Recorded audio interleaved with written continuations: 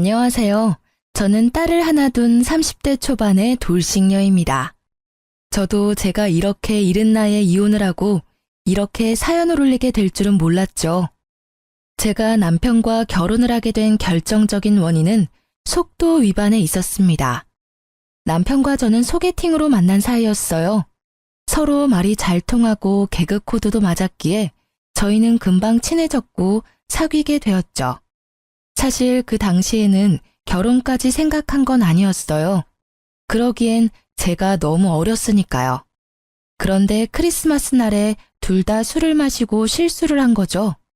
그렇게 딸아이가 생겨서 결혼을 하게 된 거였어요. 그래도 사랑하지 않는 사람은 아니었고 언젠가는 결혼을 해야 하는데 그날이 일찍 온 것뿐이라고 저를 다독이며 결혼의 앞날이 반짝이기만을 기대했어요. 그런데 시모와 만난 날에는 그 기대가 푹 꺾이더라고요. 저를 보는 시선이 쎄하더라고요. 같이 밥을 먹는 자리에서 남편이 잠깐 볼일 보러 나가자 제게 듣고 있기 힘든 말을 쏟아내더라고요. 너 같은 게 언감생신 내 아들을 넘보다니 분수를 모른다며 애가 져서 결혼하면서 네가 우리 아들 앞길 막은 거다라고 엄청난 악담을 하셨죠. 그때 이 결혼에 대해 다시 생각해봤어야 했는데 이미 생긴 아이에게 아빠 없이 자라게 하는 건 너무 가혹하다는 생각으로 참고 견뎠어요. 결국 시모의 혹독한 소리에 저는 결혼과 관련된 모든 것을 조금도 모자람 없이 해내야 했어요. 제 돈으로 혼수를 들이면서 집을 마련하는 것조차 제 돈을 보태야 했어요. 그러나 그 뒤에도 시모의 괴롭힘은 멈추질 않았어요. 그리고 저도 점점 나이가 먹어가면서 참는 게 능사가 아니라는 걸 배워가고 있었어요. 제가 저를 무시하고 매도하는 시모와 처음으로 싸운 건 결혼 3년 만의 일이었어요. 명절 전날 전을 굽기 위해 시댁으로 갔던 저는 여느 해와 다름없이 뜨거운 불 앞에 앉아 혼자 전을 굽고 있었어요. 시모는 앉아서 TV를 보고 있었고요. 남편은 그 자리에 아예 없었죠. 그런 제게 회사에서 전화가 왔더라고요. 전화를 받았더니 급하게 해결해야 할 일이 생겼다며 제게 잠깐만 회사에 나왔다 가라고 하더군요. 안 될 것 같다고 이야기했지만 사안을 들어보니 제가 관여된 일이라 어쩔 수 없이 직접 가야 하는 상황이 되었어요. 결국 저는 시모에게 죄송하다고 몇 번이나 이야기하고 회사를 다녀왔어요. 늦은 오전에 갔다가 그래도 오후 3시 이전에 시댁에 돌아왔어요. 저 나름대로 빨리 왔다고 생각하며 조심스럽게 시모에게 말을 걸었죠. 어머님, 저 왔어요. 죄송해요. 남은 건 제가 할 테니까 가서 쉬세요. 그렇지만 정작 부엌 상태를 보니 시모가 한 일은 아무것도 없었어요. 제가 일하고 있는 동안 시모는 여전히 TV를 보며 쉬고 계셨던 거죠. 그래도 일찍 와서 제가 시간 내에 다 할 수 있을 것 같아 다행이라고 생각하고 있었는데 시모가 거실 소파에 앉아 한숨을 푹푹 쉬며 이렇게 말하더라고요. 정말 못 배워먹은 애들은 어딜 가도 티가 나네. 우리 정환이가 옛날에 사귀던 애는 싹싹하고 경우가 바르던데. 인물이면 인물, 집안이면 집안, 성품이면 성품. 뭐 하나 빠지는 구석이 없던 애를 놔두고 어떻게 이 집안에 저런 애가 며느리로 들어와서는 얼굴이 못생겼으면 일이라도 잘해야지. 이도저도 아닌 저런 애를 데려와 갖고는. 저는 그 말에 머리가 지끈거리는 걸 느꼈어요. 하루 이틀 일도 아니고 매번 남편의 전 여자친구 이야기를 하시니 이제는 귀에 딱지가 앉을 지경이었거든요. 결혼하고 3년간 내 말을 다 듣고 있었으면서도 꿋꿋하게 아들 옆에 붙어있는 걸 보니 뻔뻔하고 징그럽기까지 하니 원. 어떻게 여자애가 피임도 안 하고 조신하지 못하게 남자를 꼬시는 거야? 머리에 든 게 없는 애들이 그런 쪽으로만 빠르지. 안 그러니? 그런 일만 없었어도 우리 정환이 인생이 펴는 건데 아우 속상해. 너 볼 때마다 아주 화병이 날 것 같아. 결국 저를 향한 날카로운 시모의 그 말에 저도 뚜껑이 열리고 말았어요. 그래서 결국은 가두고 있었던 감정들을 모두 시모에게 쏟아 부어버렸어요. 어머님, 말씀이 좀 지나치시네요. 아니, 애는 혼자 가져요?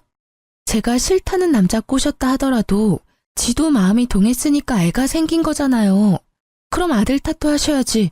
왜 제 탓만 하시는 거예요? 피임을 저만 하면 뭐예요? 어머님 아들도 피임을 안 했으니 애가 생기겠죠. 애가 생겨서 결혼한 게 그렇게 화날 일이시면 저 말고 정환 씨한테 가서 따지세요. 정환 씨한테는 한마디도 못하면서 제가 만만하니까 저만 잡는 거잖아요. 그리고 정환 씨 옛날 여친이 얼마나 대단했는지는 모르겠지만 지금 정환 씨랑 살고 있는 거 저예요. 어머니 옆에서 그 모진 소리 들어가며 명절 생신 제사 다 챙기는 건 저라고요. 어머 얘 좀 봐. 네가 감히 나한테 따진 거니? 하늘 같은 시어미한테 지금 말 대답한 거야? 이거 봐. 교양이 없으니 이런 막대 먹은 소리가 나오지. 네가 진짜 배운 게 있으면 어른한테 그런 소리 하겠니? 정말 기가 막혀서 이런 것도 며느리라고 교육을 해야 하는 나는 무슨 잘못이니? 그리고 여자가 마음 먹고 덤비면 안 넘어갈 남자가 어딨어. 애만 안 생겼어도. 어머님은 교양이 있으셔서 당신 아들의 딸 낳아준 며느리한테 그런 말 하는 거였어요? 말대답이 아니라 이제까지 못한 바른 말 한 겁니다. 저를 며느리로 대하고 싶지 않으시면 그렇게 하세요. 저도 시어머니로 모시지 않을 테니까. 그리고 제가 애 생겨서 결혼한 거에 반감 가지신 것 같으니까 제 딸은 이제 앞으로 어머님께 보여드리지 않을게요. 도대체 애가 무슨 잘못이에요? 전 제 딸 그런 소리 들으면서 자라게 둘 생각 없으니까. 결국 굽고 있던 전을 던져버리고 저는 딸과 친정으로 돌아갔어요. 명절 전날 친정에 온 저를 보고 친정 부모님은 모두 놀라셨지만 화가 나 씩씩거리는 제 모습에 크게 뭐라 하진 않으셨어요. 그도 그럴 것이 두 분은 제 성격을 잘 아시잖아요. 웬만하면 터지지 않는 제 분노가 터져버린 걸 보고는 분명히 무슨 일이 크게 벌어졌다고 생각하셨겠죠. 그리고 그날 저녁 남편이 전화가 왔더라고요. 받지 않으려다가 이번 기회에 시모 버릇을 고쳐야겠다고 생각했죠. 무슨 일이야? 냉정한 제 목소리에도 남편은 제 화내기에 바빴어요. 걱정은 하나도 되지 않는지 다짜고짜 화내는 남편에게 저는 약간 실망감이 들 정도였죠. 무슨 일이라니? 명절 전인데 당신 여기 없는 게 무슨 일인 거지? 명절 준비 안 해? 이렇게 다 팽개치고 뭐 하는 짓이야? 아, 어머님이 당신한테 이야기 안 하셨나 보네. 그러니 당신이 나한테 화를 내지. 무슨 일 있었는지 못 들었어? 내가 명절 전날 친정에 오게 만들 만큼 충격적인 말을 하셨는데 당신한테는 알리고 싶지 않으셨나 봐? 엄마가? 별말 없으시던데. 아, 너 또 잔소리 들었다고 지금 친정 가 있는 거야? 매번 듣는 이야기 때문에 지금 시위하는 거지? 네가 어린애야? 생각을 좀 해봐. 엄마 잔소리가 하루 이틀 일도 아닌데 왜 새삼스럽게 굴어? 잔소리라면 잔소리지. 당신 옛날 여자친구 이야기 꺼내면서 나를 피임도 안 하고 남자 꼬셔서 애 낳은 꽃뱀으로 만들던데 그 잔소리 맨날 하시는 데다가 오늘은 여전히 당신 옆에 붙어있는 내가 징그럽다고 하셨어. 당신 생각은 어때? 이래도 그냥 잔소리야? 이거 거의 인격 모독의 언어 폭력 수준이야. 나 당신을 가져서 결혼했지만 그랬기 때문에 시어머니한테 잘 보이려고 애 많이 썼어. 그런데 여전히 어머니는 나를 며느리로 안 봐주잖아. 그리고 당신 태도도 그래. 와이프가 그런 소리 들으면 좀 막아줘야 하는 거 아니야? 매번 멀뚱멀뚱 남의 이야기 하는 것처럼 아무 말 없이. 그것도 진짜 짜증나는 일인 거 알아? 제 말에 남편도 놀랐는지 잠시 폰 너머로 말이 없더군요. 이제껏 시모가 저를 탓하고 무시해도 참아온 건 저였어요. 남편은 마치 아무런 말도 듣지 않은 것처럼 행동했고요.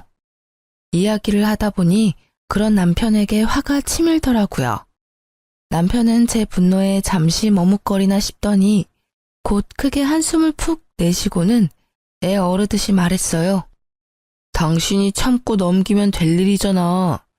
늙은 모친이 옛날 생각나서 그런 말 하는 거 그냥 넘기던지 한 귀로 흘리던지 하면 될 일이지. 다짜고짜 정 굽다가 날라버리면 뒷수습은 누가 해? 어차피 지금 나는 당신이랑 살고 있잖아. 그럼 상황 끝난 거지. 엄마가 뭐라건 크게 신경 쓰지 말라고. 나도 엄마 잔소리가 별거 아니라고 생각해서 별다른 조치를 취하지 않은 것뿐이야. 엄마가 아무리 그래봐야 우리는 부부잖아. 안 그래? 그걸 어떻게 한 귀로 듣고 흘려. 우리 둘이 이혼하라고 등 떠밀고 계시는데. 이번에 어머님 그 발언은 진짜 선을 넘었다고 생각하거든? 그런 말들은 우리 딸을 욕보이기도 하는 거야. 이참에 내가 말하는데 나 앞으로는 시댁 행사에 참여 안 할 거야. 시댁에서 부르면 자기만 다녀와. 나는 어머님이 나한테 사과하기 전에는 시댁 안 갈 거니까 그렇게 알고 있어. 그게 말이 되는 소리야? 당신 화 좀 풀고 생각을 좀 해봐. 며느리가 시댁에 안 가면 어떡하냐? 우리 집에 식구가 많은 것도 아니고 어머니랑 나 둘뿐이잖아. 늙은 노친의 비위 하나 맞추는 게 그렇게 어려운 일이야? 이제까지 잘해왔잖아. 그럼 앞으로도 그렇게 지내면 되는데 왜 분란을 일으켜? 그래, 비위. 노친네 비위 맞추는 거 어렵지 않지. 그런데 어쩌지? 기분이 더러워서 정말 미쳐버릴 것 같거든. 그리고 정신이 막 오염될 것 같거든. 그러니까 절대로 안 가. 어머님은 나한테 절대 사과 안 하실 테니까 영원히 그 집에는 못 갈지도 모르지.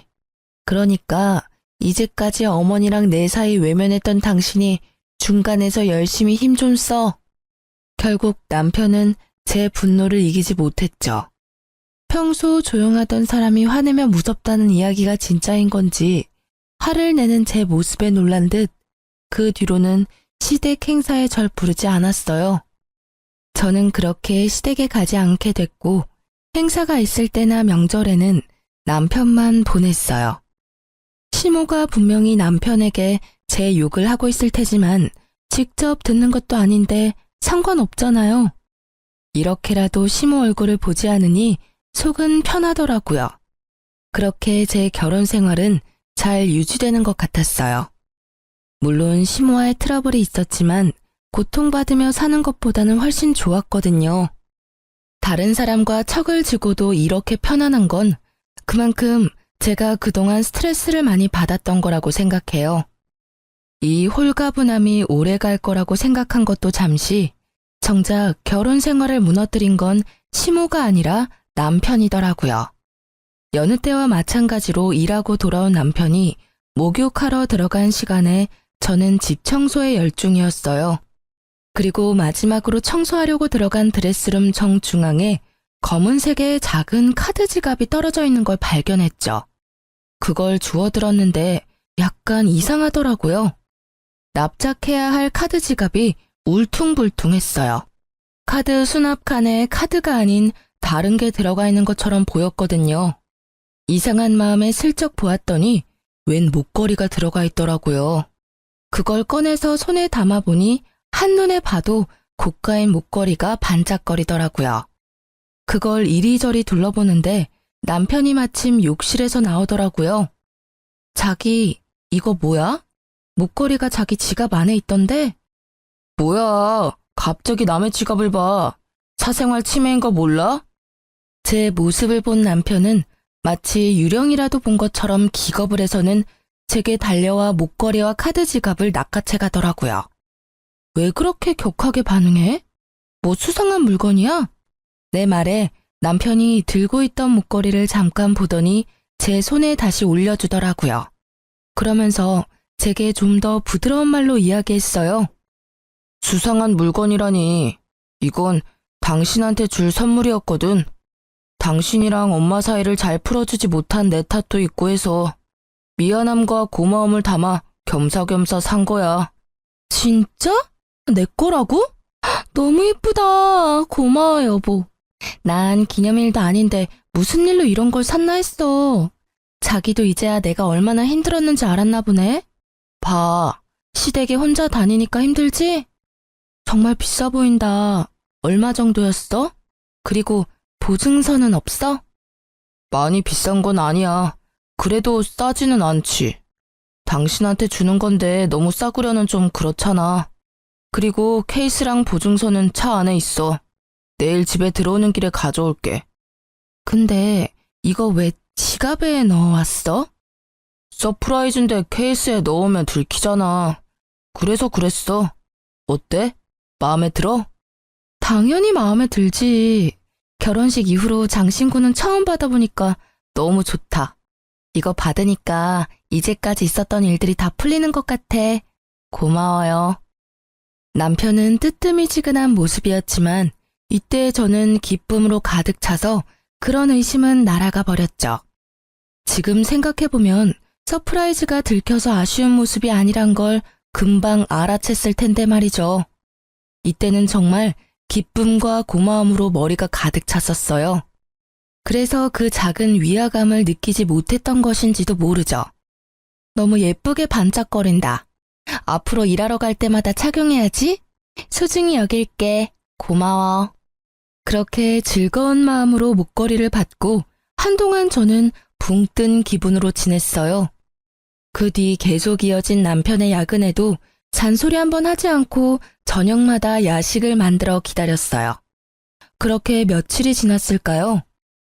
바람이 많이 부는 날 거추장스럽게 날리는 머리카락을 정리하려 신경질적으로 머리카락을 확 넘기는데 통증이 확 느껴지더라고요. 보니까 머리카락에 목걸이가 걸려서 겨우 떼어냈는데 고리 부분이 헐겁게 고장나 있더라고요. 결국 저는 보증서를 챙겨서 주얼리샵까지 갔어요. 남편에게 보증서를 받아서 가방 안에 넣어뒀다가 빼지 않았거든요. 이왕 나온 김에 샵까지 간 거였는데 입구에서 전화가 왔어요. 시모의 전화였죠. 저는 무시했어요. 그런데 끊임없이 오는 전화에 결국 전화를 받았어요. 네, 나다. 넌 무슨 전화를 그렇게 안 받아? 네가 시댁에 오지 않기로 했다고 해서 네가 며느리가 아닌 건 아니잖니? 이상한 말이었어요. 언제는 며느리 취급도 안 하더니 오늘따라 내게 며느리임을 강조하는 시모. 그 모습에 이상함을 느낀 저는 시모에게 본론부터 물었어요. 무슨 일로 연락하셨어요? 전 시댁 행사에 참가 안 하기로 이미 남편과 이야기 다 됐는데요. 일 있으신 거면 정환 씨한테 전화하세요. 그런 것 때문에 전화한 거 아니다. 내가 병원에 다녀왔다가 신장이 안 좋다는 이야기를 들었어. 무리를 하면 안 된다고 의사가 신신당부를 하더라. 내가 너 그동안 아나무인으로 군 거 다 용서해 줄 테니 집에 와서 집안일 좀 도와. 합가하라는 건 아니니까 저녁이나 낮에 시간 날 때 와서 집에 와서 청소도 하고 빨래도 하고 반찬도 좀 해놓고 가거라. 내가 다 하려니 영 무리가 돼서 힘이 딸려. 그 이야기를 듣는데 머리가 띵하더라고요. 아니, 나가라고, 이혼하라고 그렇게 난리칠 때는 언제고 본인 몸 아프다고 이제 와서 며느리 노릇하라니. 어이없는 자기중심적 사고에 저는 더 싸늘해졌어요. 남편이랑 상의해 볼게요. 우리도 맞벌이고 경제적인 부분에서 저 혼자 결정하는 건 아닌 것 같아서요. 그리고 육아도 도맡아 하는 저한테 그런 집안일 시키는 건 너무 하시는 거 아니에요? 필요한 거 있으면 정환 씨한테 말씀하세요. 정환이는 내가 아픈 거 몰라. 꼭 바쁜 애를 그렇게 귀찮게 해야겠니? 너야 며느리니까 당연히 내 수발 드는 건 당연한 거고. 내가 다 용서해준다고 하는데도 왜 이렇게 딱딱하게 구는 거니? 정말 하나부터 열까지 정이 안 가는 애야. 정이 안 가시면 부르지를 마세요. 기껏 전화해서는 또 이런 이야기 하시려고 한 거면 끊을게요. 그리고 집안일 해주실 분 찾는 거면 차라리 돈 주고 가사 도우미님을 부르세요. 그게 훨씬 어머니한테 도움될 것 같으니까요. 폰 너머로 뭐라 떠드는 시모의 말을 무시하고 전화를 끄는 저는 신경질적으로 남편에게 전화를 걸었어요. 몇 통이나 걸었는데 받지 않더군요. 결국 알아서 전화 오겠지 하는 마음으로 일단 목걸이부터 고치기 위해 주얼리 샵으로 들어갔어요. 저는 목걸이를 보여주며 수리를 맡기려고 한다고 직원에게 말했어요. 그런데 갑자기 그 직원이 목걸이를 유심히 보더니 나를 불손한 눈빛으로 바라보기 시작하더라고요. 죄송하지만 고객님, 이 목걸이 직접 사신 거 아니시죠? 이거 어디서 가져오신 거예요? 본인 물건 아니지 않아요? 네? 그게 무슨 말이에요? 그건 제가 남편에게 받은 제 목걸이예요. 보증서도 있는데 보여드릴까요? 거짓말하시면 문제가 더 커지세요. 똑바로 말씀해 주세요. 이거 본인 거 아니시죠? 갑자기 도둑 취급받은 저는 당황하며 보증서를 꺼내 보여줬어요. 보증서를 보던 직원은 눈에 띄게 당황하더라고요. 보증서 때문이 아니라 제가 말한 남편이라는 말을 듣고서요. 진짜가 맞는지 확인해 보세요. 이걸 사러 왔단 사람 얼굴도 보여드릴 수 있어요. 그럼 누가 산 건지 확인이 되겠죠? 여차하면 남편 불러와도 상관없고요. 직접 사왔다고 했으니 CCTV도 있을 거고. 제 말에 직원의 얼굴이 갑자기 사색이 되더라고요. 처음엔 그 모습이 저를 도둑으로 몰아서 그런 거라고 생각했어요. 죄송해요. 제가 착각했나 봐요. 그런데 그런 것 치고는 처음에 직원이 너무 과하게 아는 척한 게 신경이 쓰이더라고요. 아니요, 착각한 거 아닌 것 같은데. 분명히 목걸이 보더니 바로 저한테 제 거 아니라고 하셨어요. 이 물건이 여러 개 팔렸을 텐데 어째서 저한테 콕 집어 그런 말 하셨어요? 대답 여하에 따라 여기 본사의 직원분 행동에 대해 불만 제기할 거예요.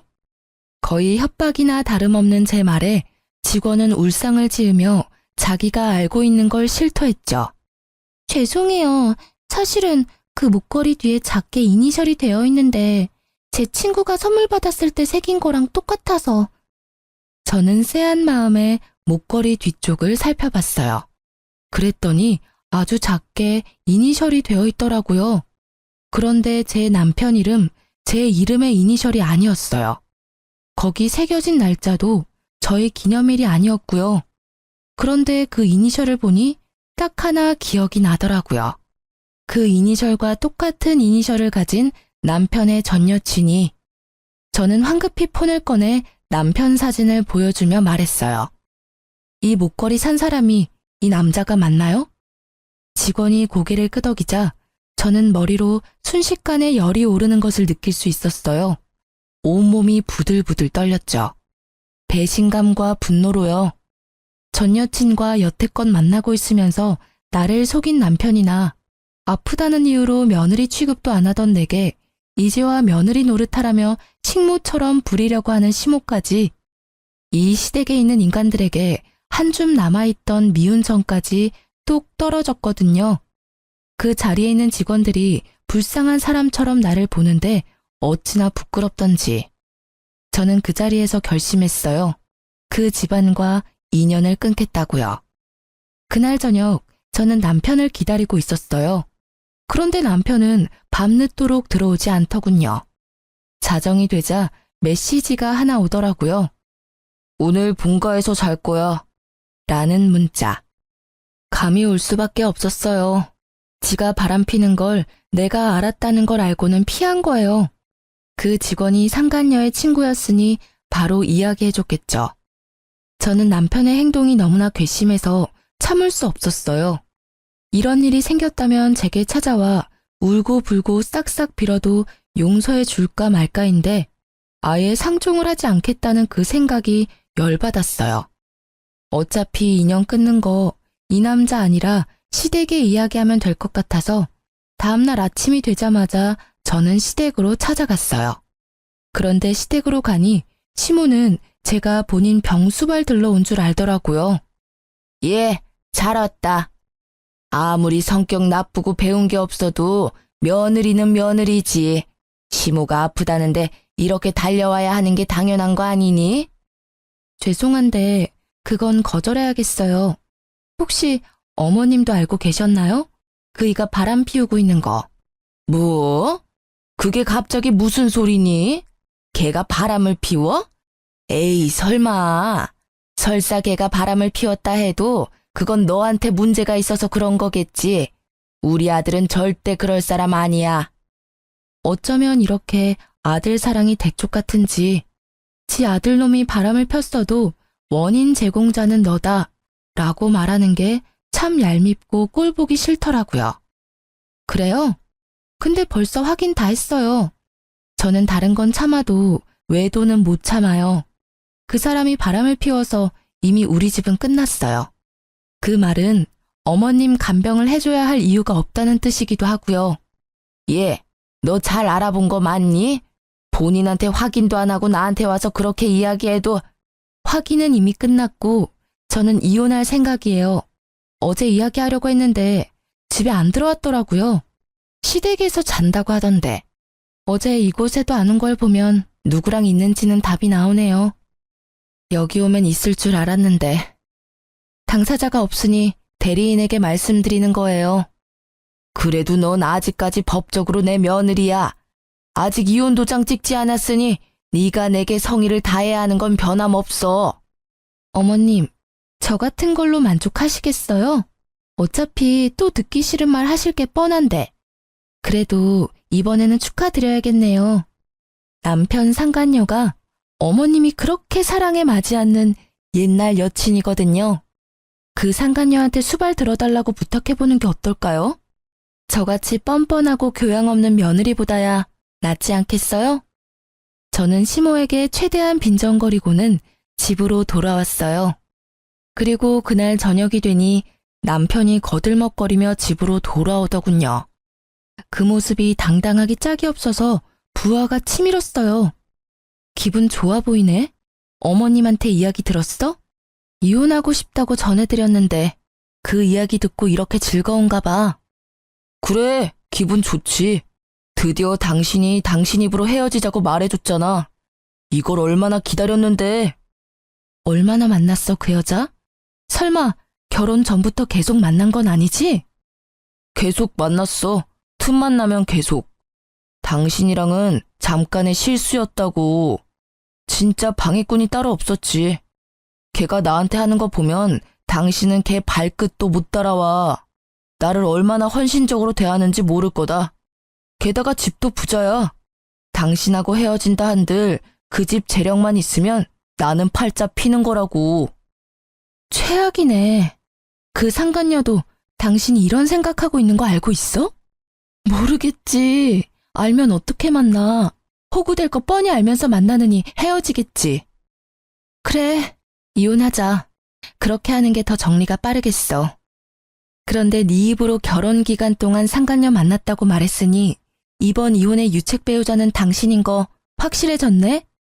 방해꾼은 사라져 줄 테니까 위자료나 넉넉히 준비해놔. 나는 내가 당한 정신적 고통까지 싹 다 위자료 받을 거니까. 아, 그리고 이 집 마련할 때 든 내 돈이랑 친권 양육권은 당연히 내가 가져올 테니 양육비까지 마련해야 하는 거 알지? 잘 됐네. 돈 많은 여친 둬서 이혼할 때도 편하겠어. 그런다고 내가 무서워할 줄 아냐? 난 상관없어. 어차피 그 돈 마련하는 건 이제 어렵지도 않으니까. 근데 이혼하기 전까지는 우리 엄마 집에서 일 좀 해. 이혼하면 상관없는 남이지만 지금은 어차피 당신은 우리 집안 며느리라고. 며느리로서 도리는 해야지. 역겨운 표정으로 말하는 남편놈의 싸대기를 한 대 쳐주고 싶었지만 참았어요. 그리고 웃으면서 그렇게 이야기해줬죠. 당신의 불륜도 이혼 사유지만 시어머니의 막말과 언어폭력도 이혼 사유 중에 하나거든? 나한테는 그걸 거부할 권리도 있어. 나도 바보가 아니야. 이제까지 어머님이 하시는 말 그냥 곱게 듣고 넘긴 줄 알았어? 녹음 다 해놨으니까 나는 이제 그쪽에 볼 일 없어. 사랑하는 네 여친한테 네 엄마 병수발 시키던지. 곱게 자란 여친이 그걸 할 수 있을지는 모르겠지만 뭐 알아서 잘들 하겠지.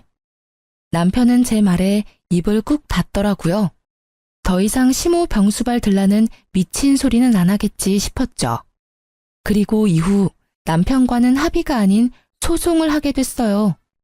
저는 상간녀 소송을 위해 남편의 전 여친을 찾아갔어요. 확실히 예쁘더라고요. 그런데 온몸을 명품으로 휘감고 있었어요. 그 여자도 과시욕이 보통이 아니더라고요. 그리고 그런 그녀의 모습을 보니 이 여자가 남편과 시댁의 돈 보고 불륜을 저지르고 있었구나 예상이 갔어요.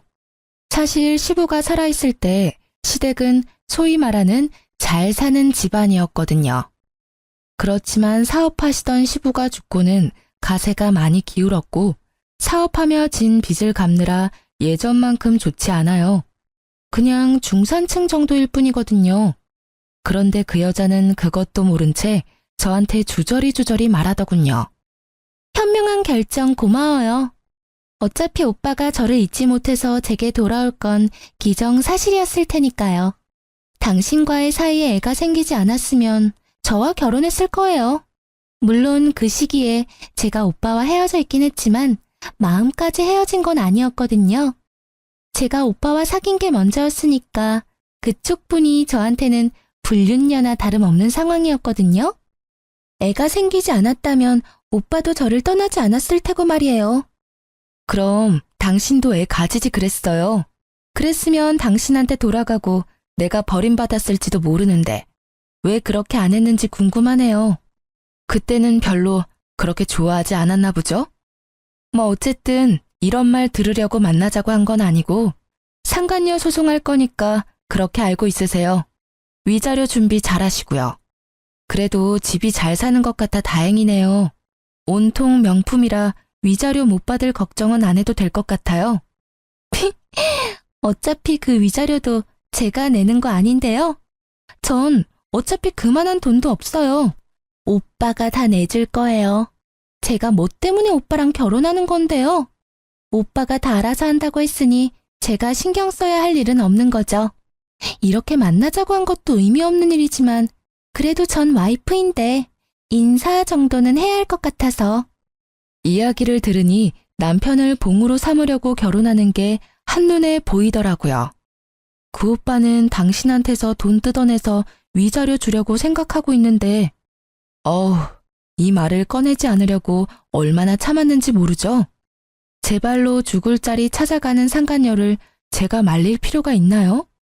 그냥 제 꾀에 제가 넘어가는 걸 감상하는 게 더 재밌잖아요. 그래서 저는 한껏 웃어줬어요. 상간녀는 제가 괜히 허세 부린다고 생각한 건지 코웃음을 치며 저를 비웃더라고요. 그 모습이 어찌나 가소로운지 하마터면 다 말해줄 뻔했어요. 그치만 그러면 이 여자한테 복수할 수 없을 테니 시댁 상황에 대해서는 함구했어요. 결국 이혼하면서 저는 전 남편에게 위자료를 왕창 뜯어오게 됐어요. 결정이 났거든요. 위자료 결정되자마자 두 사람은 냉큼 혼인신고부터 올렸더라고요. 우습게도 서로의 경제적인 상황도 모르면서 빨리 혼인해서 법적으로 맺어져야 상대방이 자신의 위자료를 내줄 거라고 생각했던 것 같더라고요. 서로가 빈털터리인 줄도 모르고서는 한두 달 동안 카톡 프로필에 달달함 가득에 매일매일 새로운 프로필이 올라오더니 그 뒤부터는 아예 프로필이 각자 독사진으로 바뀌더라고요. 이때쯤 되니 두 사람 관계가 그리 순탄치는 않구나 하는 예감이 들었어요. 그리고 그 예감의 쐐기를 박는 게 전 시모의 연락 때문이었어요. 몇 번을 전화해서 한 번만 만나자고 사정을 하길래 한 번 만나주겠다고 하고 집 근처로 불렀죠. 또 무슨 어이없는 말을 하려나 하고 기다리던 그때 전 시모는 제 손을 부여잡고는 간절하게 말하더라고요. 예, 며느라가 너 우리 아들이랑 제발 다시 합치면 안 되겠니? 재결합 한번 신중히 생각해봐, 응?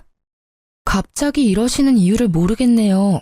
저희 이미 헤어졌고 더 이상 감정조차 없어요. 게다가 그런 말을 하실 거면 어머님이 아니라 그 사람이 직접 와야죠. 그 고얀 년이 글쎄 나랑 같이 못 산다고 하지 않니? 명절 제사 때도 안 오고 결혼하고 나서 아무것도 안 하겠다고 땅 못 박더라. 어떻게 사람이 그래? 내가 지를 얼마나 잘 챙겨주고 딸같이 대했는데 아픈 시모 모시라는 게 그렇게 힘든 일이니? 그러면서 그 당돌한 게 뭐라는 줄 아니? 나를 모시고 살 거였으면 우리 아들이랑 애초에 결혼 안 했을 거라고 하더라.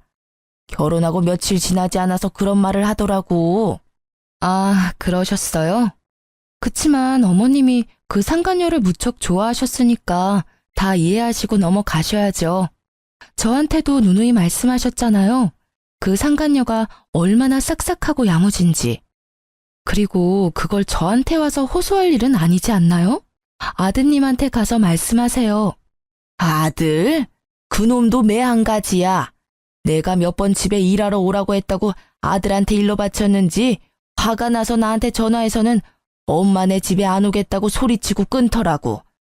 여자 치마폭에서 놀아나는 못난 놈 같으니.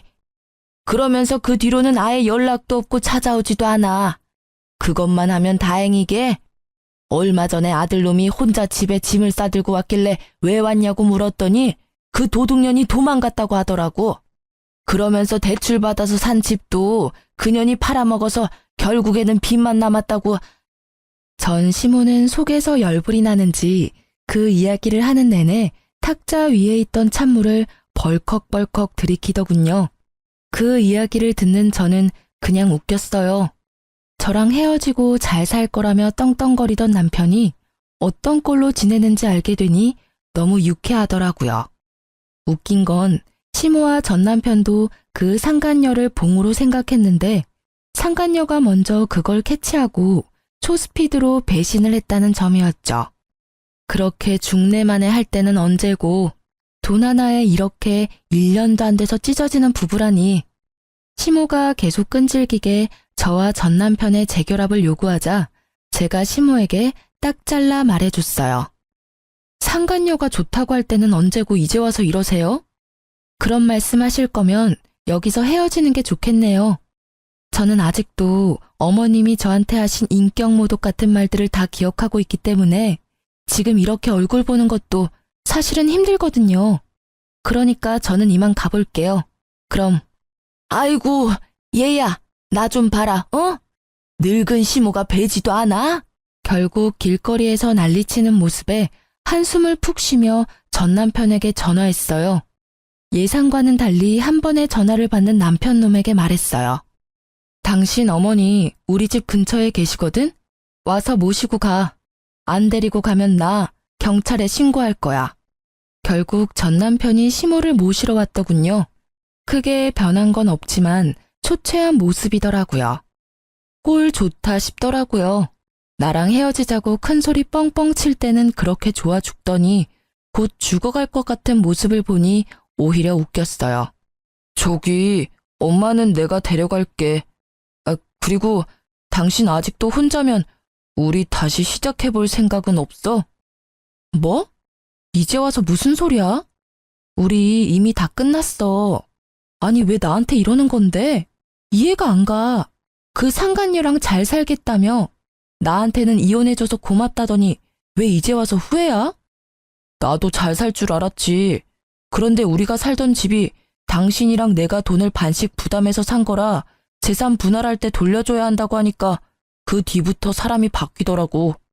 며칠간 분주하게 여기저기 돌아다니는 것 같더니 결국 그 며칠 뒤에 도망갔고, 알고 보니까 그 집도 완전 빈털털이더라고.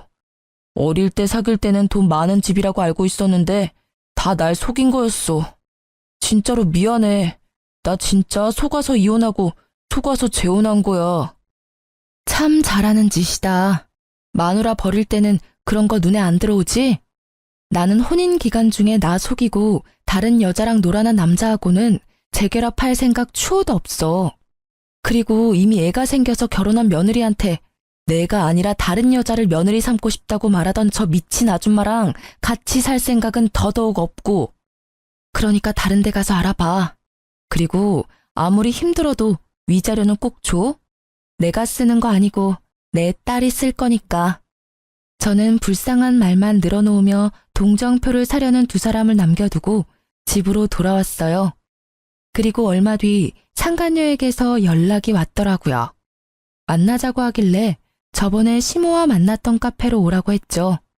상간녀는 조심스럽게 주변을 살펴보며 들어오더니 제 앞에 앉아서는 다짜고짜 저에게 따지기 시작하더라고요. 당신 어떻게 그 집에 돈 한 푼 없는 걸 나한테 숨길 수 있어? 완전 빈털터리 집안이던데. 설마 나 엿먹으라고 말 안 했어? 엿먹으라고 말 안 한 거 맞고, 그리고 그런 건 당신이 먼저 알아봤어야 하는 거 아니야? 유부남 꼬셔서 재혼할 생각으로 가득 차 있었으면서 그런 건 왜 못 알아봤대? 내가 그런 걸 알려줘야 할 의리 같은 거라도 있었나? 제 말에 상간녀가 저를 째려보더라고요. 구구절절 다 맞는 말에 자기가 알아보지 못한 것도 본인 탓인데 왜 여기 와서 남 탓을 하고 있는지. 당신 때문에 내 인생 망쳤어. 나는 초혼이었다고. 그런 놈이랑 결혼을 하게 되다니. 내 계획은 그런 게 아니었다고. 그러니까 당신이 책임져. 책임지라고. 뭘 책임지라고 하는 건지 모르겠네요, 상간녀님. 제가 피해자고 당신이 가해자예요. 그래서 상간녀 소송에서 위자료까지 당신이 나한테 지급하라고 나왔잖아요. 잘 사는 부부 갈라놓더니 이제 와서 물리라고요? 어이가 없어서. 이미 저는 그 집안과 결별했고 당신은 그 집안 사람이니까 잘 살면 되는데 왜 여기 와서 이러는지 모르겠네. 상간녀 소송 취하해. 나 완전히 속아서 이 결혼한 거야. 그러니까 그 위자료 지급 못해. 아니 안 해. 이게 뭐야. 상간녀 소송비도 다 대줄 것처럼 하더니 정작 까보니 아무것도 모아둔 것도 없고 그 집마저 돈 안 내면 팔아야 될 상황이고 거기에 매달 양육비까지. 그런 거지 주제에 나한테 결혼하자고 혼인신고서를 가져와? 나쁜 새끼. 당신도 똑같이 나쁜 년이야. 그러니까 빨리 상간녀 소송 취하해. 다시 한번 나한테 그거 취하하라느니 내 탓이라느니 나를 비방하면 당신 시댁한테 당신 잡아가라고 전화할 거예요. 지금 그 사람들 피해서 도망 다니고 있다던데. 들키고 싶으신 거면 계속 여기서 저한테 말도 안 되는 소리 하세요. 이대로 그 집에 끌려 들어갈 건지 계속 내 탓하며 나를 괴롭힐 건지 알아서 결정하세요. 결국 제 엄포의 상간녀는 불이 나게 도망가더라고요. 줄줄이 저한테 찾아와 제 탓하는 것도 똑같고 서로의 잘못을 하소연하는 것도 똑같더라고요.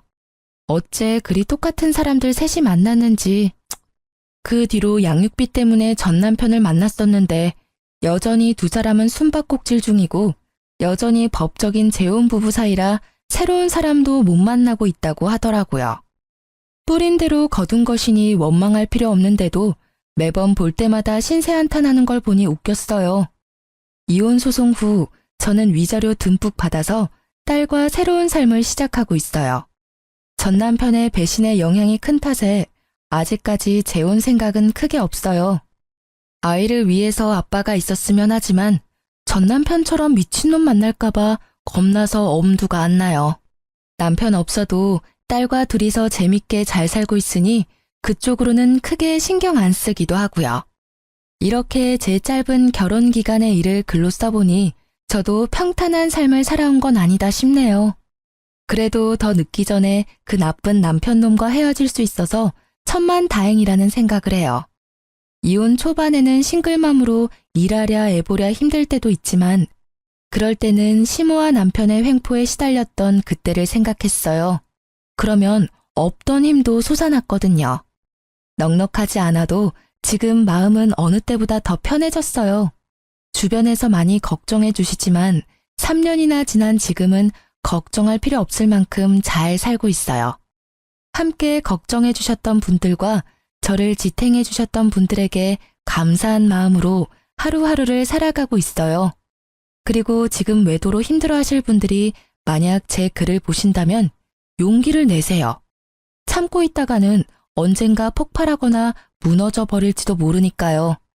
제 사연이 저와 비슷한 일을 겪는 분들에게 작게나마 좋은 위로가 되었으면 좋겠어요. 들어주셔서 감사합니다.